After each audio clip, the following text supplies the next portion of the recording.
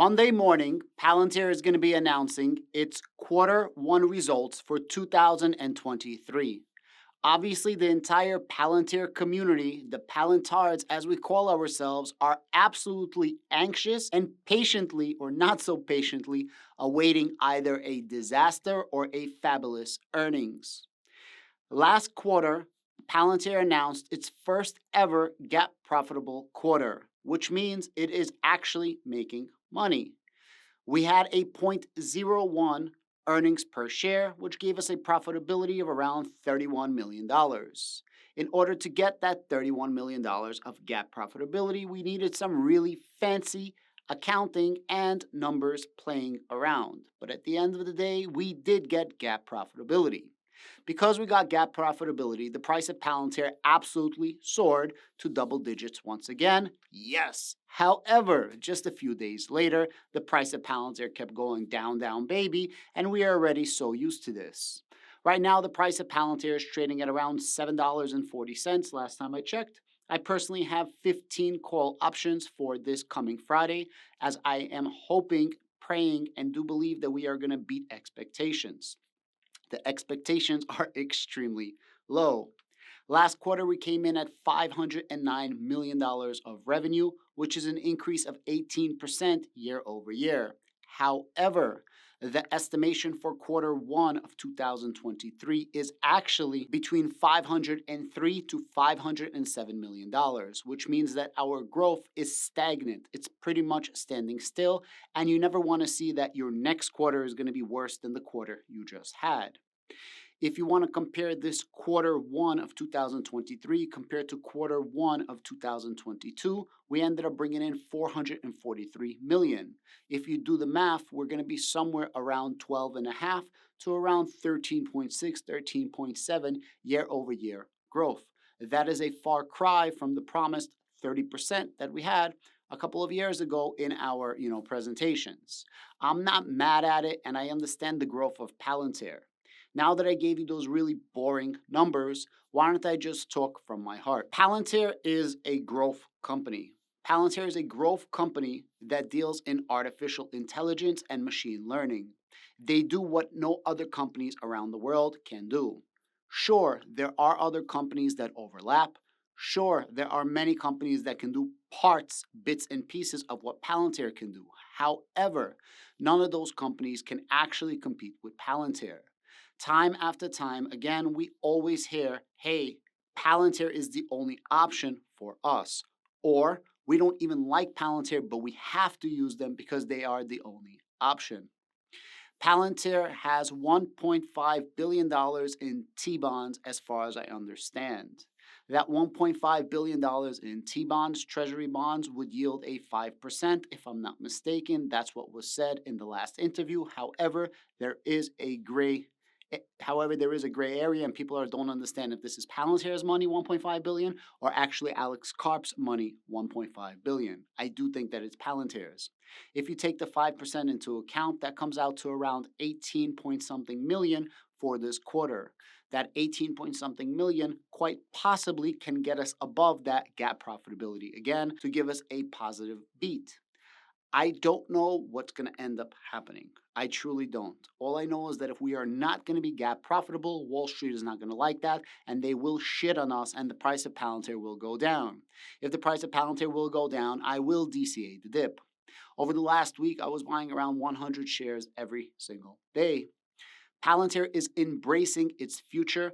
Palantir is embracing its full potential in this artificial intelligence warfare. And I don't mean artificial intelligence warfare on the actual battlefield, which I'll get to in just a moment. I mean the artificial intelligence battle in the commercial sector. You see, if you listen to any earnings, whether it was Meta, Amazon, Microsoft, Google, so on and so forth, everybody mentions AI, AMD, NVIDIA. Everyone's going to be saying AI, because at the end of the day, this is what's going to drive the next gold rush in economics. This is what's going to drive the next gold rush in monetary prosperity, both for companies and us as company shareholders. I like the fact that Palantir is actually embracing this. Recently, they came out with Palantir's AIP, which is their fourth platform. This AIP stands for Artificial Intelligence Platform. Very unique name. Good job, Palantir. And they have one for commercial use and they have one for government use. This platform is literally ChatGPT for us, but ChatGPT on steroids for business and government use. Imagine, you can't use ChatGPT for your business if you're working for a public company. Samsung just banned it from any employees using ChatGPT. Why? All the information that goes on ChatGPT gets stored on ChatGPT, which means somebody can take your data. Palantir is super about regulations, although the clowns make fun of Palantir, but Palantir from day one is about observing regulations and working within the confines of those regulations, about law and order. Because Palantir can do that, they can offer a ChatGPT specifically for the data for your business, specifically for the data of your government. And this is super interesting. Palantir is opening up many paths for people to use Palantir at a reduced cost. They have partnerships with the big three cloud providers, Google, Microsoft, and Amazon. If I'm not mistaken, they actually have a partnership with IBM as well, which is also one of the big cloud providers after those three main ones. Because Palantir works with all of these different cloud providers, they are actually cloud agnostic, which means anybody using Palantir on any of the clouds, when they switch over, Palantir makes their life that much easier. Right now, it is nearly impossible to switch your cloud. It's like switching your accountant. It could be done, but nobody wants that messy divorce, if you know what I mean. I am personally looking forward to hopefully getting GAAP profitability. I really do want the price to go up. I don't want the shares price of Palantir to go down anymore. I know a lot of people like to buy this dip. I'm tired of dips. I want the price to go up, to be honest with you. If we don't reach GAAP profitability, I won't be all too angry. However, Alex Carr puts out this letter about the S&P 500, joining the S&P 500, even if the majority shares held by the owners of Palantir are F shares. Because that he puts out this letter, I believe, many others believe, Amit believe, that we will reach GAAP profitability because we need 4 positive quarters of GAAP profitability.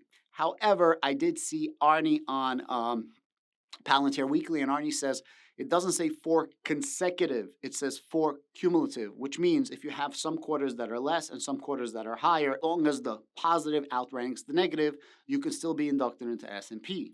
Of course, we want to be inducted into the S&P. Hopefully, in exactly a year from now, we will be in the S&P, which means anybody buying any of the ETFs pertaining to S&P 500 gets a hold of Palantir, gets a piece of Palantir. This was significantly due to things: boost the price of Palantir and boost the reach of Palantir. Because Palantir is embracing its roots in AI, I believe that Palantir is going to benefit in the next decade when it comes to AI. Recently, BP had an earnings call, and BP credited Palantir. And BP credited Palantir for reducing their costs significantly and said, "We couldn't have asked for a better partner." And I quote, somebody asked BP a question, and the response is, "I think the number was $14 a barrel, lifting costs back in 2012 or 2013. And we were able to sub $6 a barrel, which is their cost, now and aspiring to hold that moving forward." That's really about the fact that, and this is where it gets really juicy, we spent years and years and years streamlining all our data. Thanks to the help from Palantir, a great partner we have. They really helped us clean up our data so that everybody would have it at its fingertips. At the end of the day, Palantir absolutely 100% delivers. At the end of the day, Palantir still only holds around 15% of all the top 1,000 companies, which means Palantir has a huge, huge way to go. And that also means that Palantir has a huge opportunity to grow. As they're going to lean into this AI battle, I think Palantir is going to be in fine position to take over this game. I won't say Palantir was going to get all of this AI money because that would be absolutely ignorant and naive, but I do believe Palantir is going to get a lot of that money. Now, you might have noticed that Palantir did not announce too many deals this last quarter. Usually we get deal announcements every single week, but we didn't really get that. We got 1 or 2 here or there, maybe we missed another 1 or 2, but it's a far cry from the last 55 deals they closed in the last quarter. The question is, will they have the deals or not? Mind you, all the deals that are made public does not account for all of the deals. It actually accounts for only a portion of the deals. We also have three major contracts coming up, or three major contract opportunities. NHS deal, of course, worth $500 million to $1 billion, depending on if it's going to be 3, 5, or 10 years down the road. We have the massive Titan program, which is worth $1 billion contract. Hopefully, Palantir and Anduril win that contract.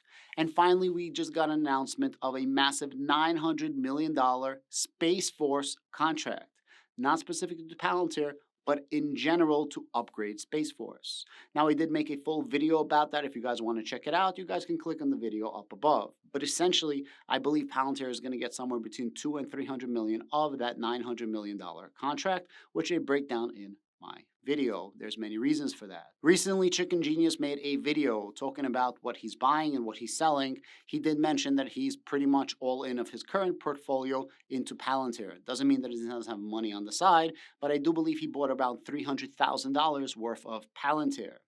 At the end of the day, he says that he believes that a bottom is being formed for Palantir, and although he's out in the rest of the market and for everything else, he believes that Palantir is a long-term play, like a Tesla play, that is going to make him a shit ton of money very, very fast at one point specifically in the future.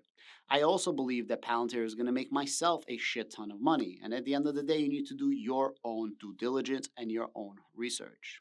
Palantir is obviously not growing at 30% per year as stated. However, also as stated, Dr. Alex Karp has said, we don't grow 30% a year every single year. Many years we have really bad growth, and many years we have excellent overachieving growth, and that evens out to around 30%. And he knows that by being in this business for 2 decades. He says this is exactly how they were growing over the last decade. Dr. Alex Karp has also hired a public speaking coach and a marketing coach and a public relations coach where he's speaking a lot better and he stopped screaming, and this has been going on for around 4.5 months. You could also see how many absolute crazy interviews Dr. Alex Karp has made, Shyam Sankar has made, and several others of the team. For God's sake, Shyam Sankar was in front of the United States Committee for AI Development in warfare or something like this. Don't quote me on the exact words. And his colleague was in the UK Parliament for the exact same thing on the same exact day. At the end of the day, Palantir has a huge opportunity to actually shine because of the conditions that we have throughout the world right now. I really hope that we have GAAP profitability. However, if we don't, expect the price of Palantir to absolutely plummet. And if that happens, you will have your opportunity to buy more shares of Palantir. I have a cash reserve personally, and that's why I'm not spending all of it just in case the price of Palantir is going to go down.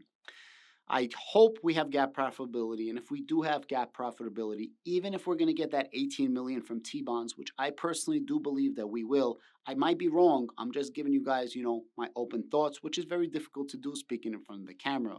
If we do that, that's going to put us over for the GAAP profitability. Now, if not, in order to gain the GAAP profitability, that means that they're going to have to cut expenses so that we can be more profitable. And if we do that, maybe that's going to hinder our growth. So if I want GAAP profitability versus growth, I would pick growth over GAAP profitability. I am very keen to see the forward movement statement, what's going to happen for the rest of 2023 and Q2 of 2023. I'm also extremely keen to see if they are growing their number of customers, specifically not only the United States, but abroad. At the end of the day, Palantir is able to increase their margins because they could do a lot more with a lot less staff, or the same amount of staff and just do a lot more. I do believe that this artificial intelligence push for corporations as the quarters are going to go on is going to bring a lot of money and a lot of new clients and a lot of new relationships to Palantir. If you ever doubt your investment in Palantir, just literally re-listen to what I just said about BP. BP is literally praising Palantir. So much so that in another video I covered it, BP literally bought 1% of Palantir in order for Palantir not to work with the competitors of BP. That's how sure and how much they loved Palantir. And they did it lickety split as soon as they saw that Palantir absolutely shellacked and embarrassed their engineers that have been working on something for months. Palantir figured out how to do it in just a couple of days. At the end of the day, I'm going to see you on Monday before the bell opens. I am praying that we have a positive positive earnings call because honestly, we need it. We've been getting really, really beat up. And anytime we get some traction, we keep getting knocked back. If Palantir was not doing things at the highest level with the United States government and our allies abroad, maybe I would say Palantir is a shitty company. However, if you're ever in doubt, just understand Palantir is literally working with the highest levels of government in the United States and abroad. And they keep increasing their presence and exposure with existing companies to grow their business. Not only is military a huge total addressable market, now that we have AI that's pushing into the future, the total addressable market of artificial intelligence by 2030 is going to be near $2 trillion. This total addressable market was never taken into account the last time that Alex Karp spoke about his total addressable market, which I believe he said was around 900 billion. On top of that, the military spending is proposed. On top of that, military spending, United States military spending is going to be $1 trillion by 2026 as per Bank of America. If that happens or not, I'm not sure. How much of that money or not is going to go to Palantir, I'm not sure. But one thing is for certain. Dr. Alex Karp and Shyam Sankar is calling for a 5% spending of United States military budget on software. And if that happens, a shit ton of the 5% is definitely going to be going to Palantir. If you saw Shyam Sankar speaking at the committee, you would see that he was really chummy and buddies with the people at the committee. Palantir works at the highest levels. So with everything that I said, I am looking forward to earnings. Hopefully we beat. If we don't, I will not get discouraged, but I will be extremely disappointed.